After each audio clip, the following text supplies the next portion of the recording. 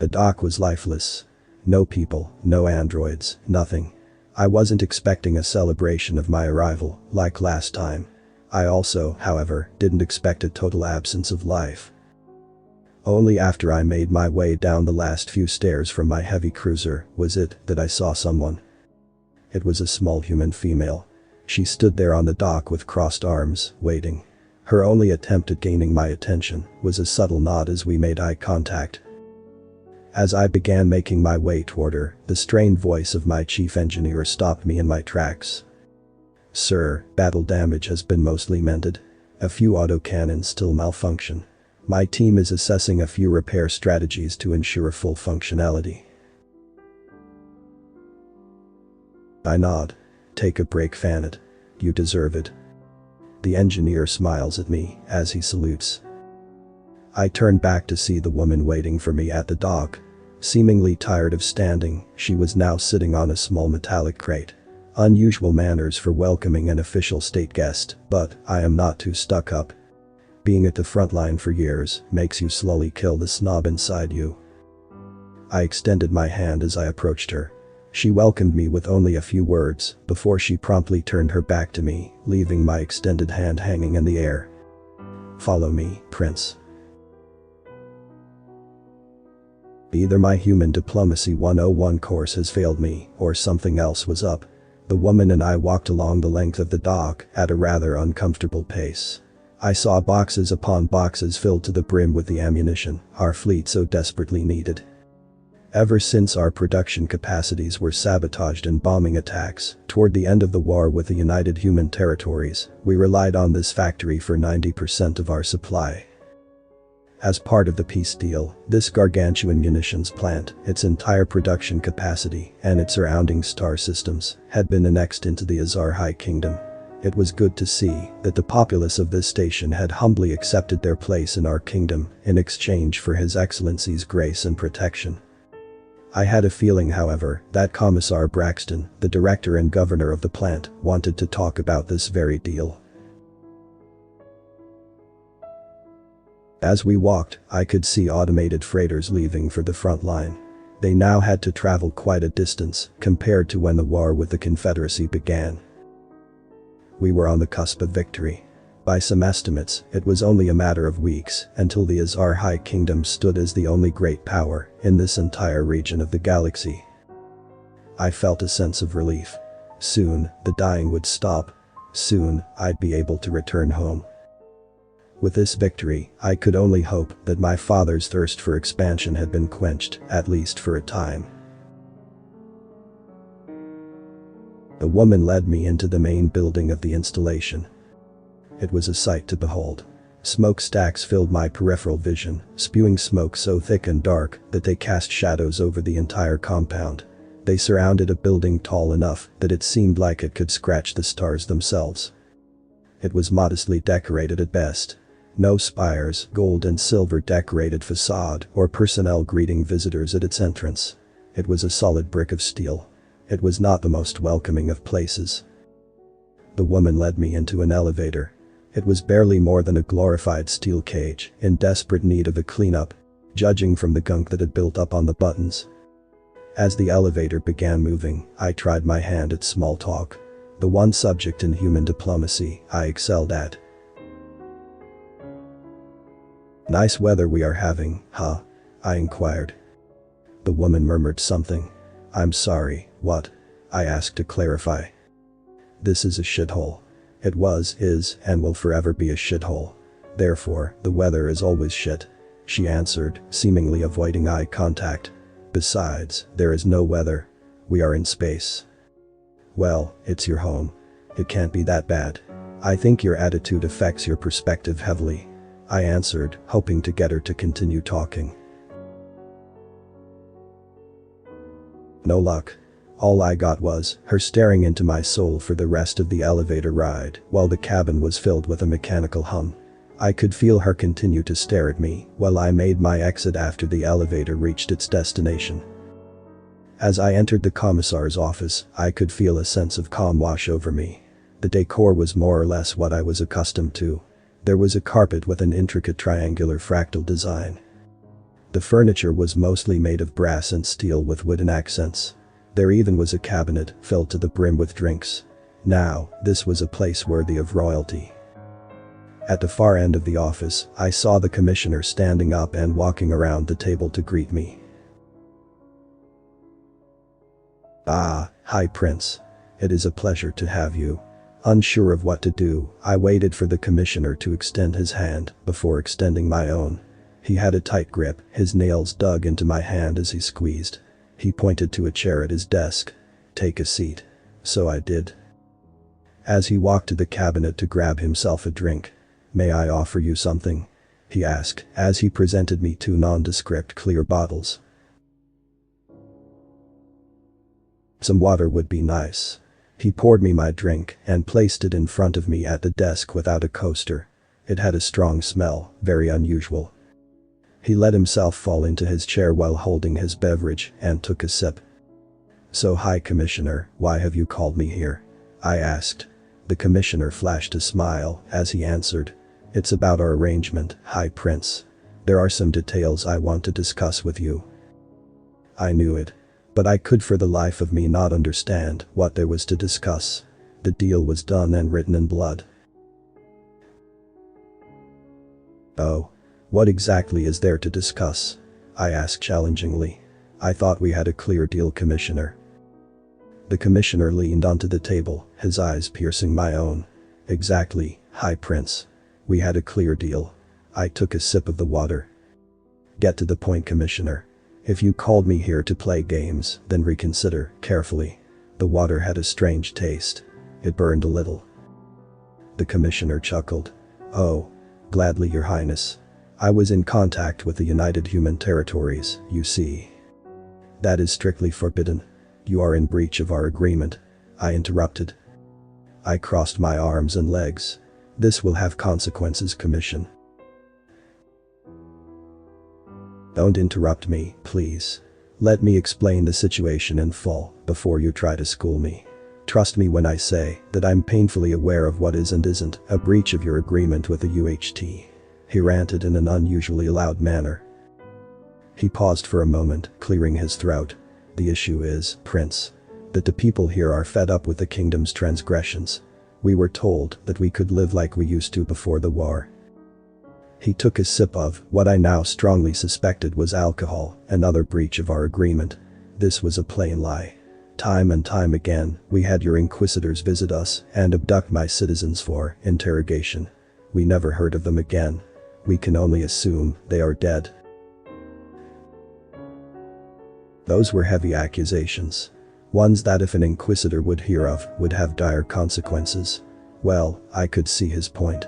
Nonetheless, it wouldn't have come to this if they had just adapted to our way of life. "I'll make it quick for you. Your father," he attempted to continue. "Do not address His Excellency like that. He is your protector and as such deserves your respect." I protested, almost out of reflex. The human pointed at my glass of water. I took a sip. It burned my mouth yet again. "I need you to do me a favor. Drop the formalities so that we can talk about this like adults. And again, please do not interrupt me," he said while he stretched his arms. Braxton opened a small drawer in his table and retrieved one of those damn cigars from it. I never understood why humans were so determined to give themselves cancer. He offered me one. I declined, of course.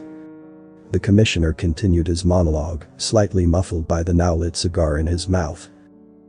"Now, here is what the leadership at the UHT and I decided will be our course of action, considering those heavy infractions to the agreement." Braxton took a hearty puff of his cigar before continuing.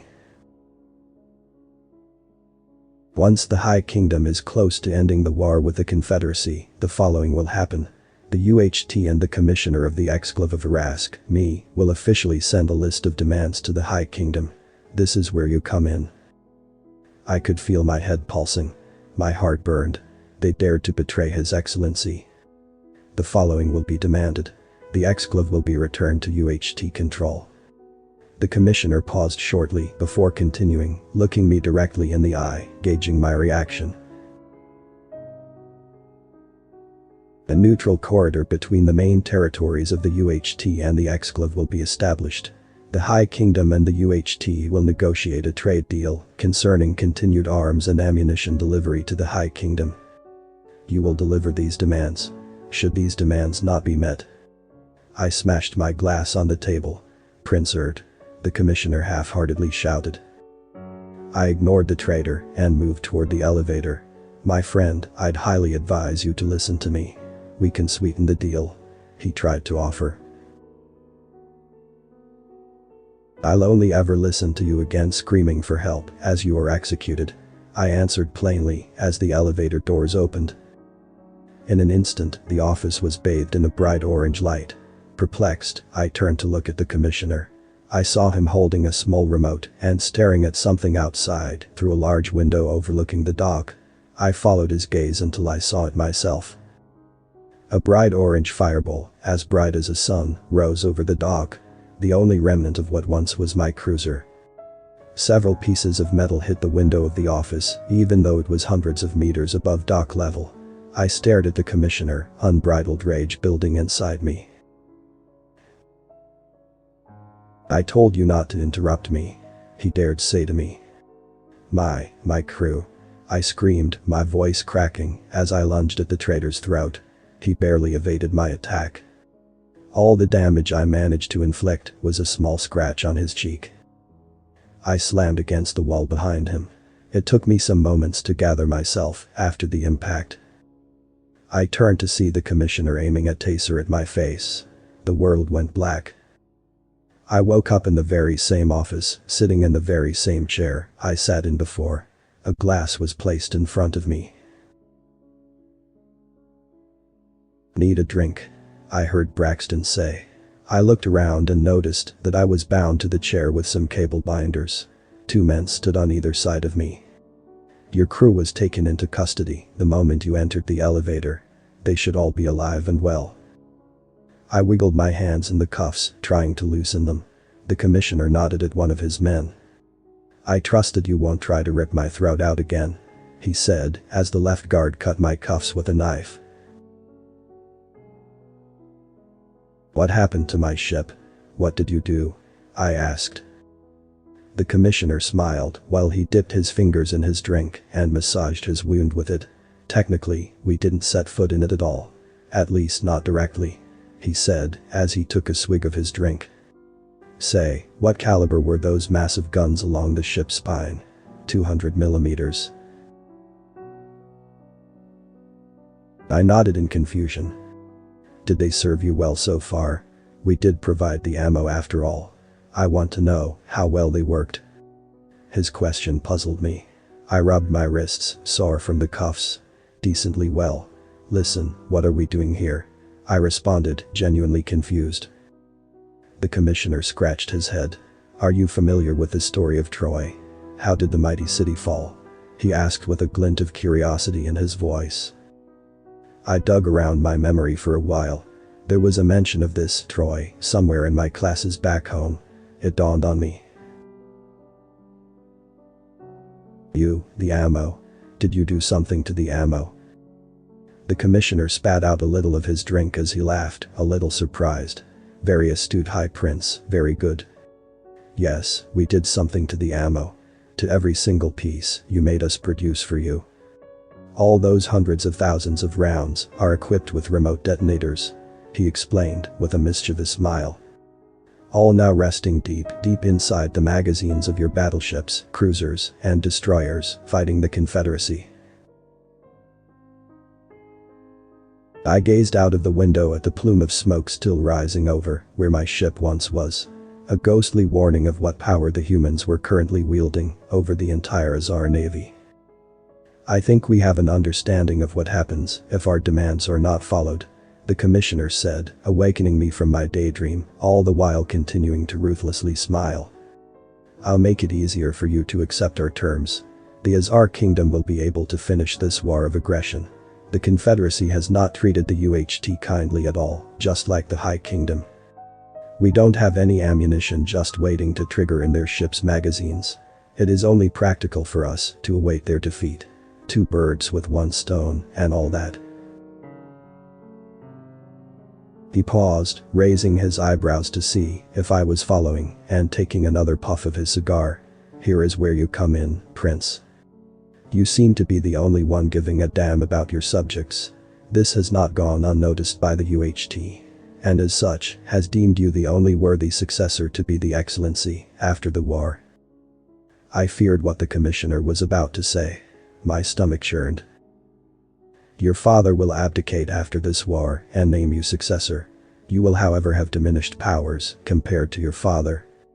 You will forge the High Kingdom into a constitutional monarchy under the guidance and protection of the UHT." What the commissioner was talking about would be deemed an instantly executable capital offense in different circumstances. Considering my situation, however, I decided to let him continue uninterrupted.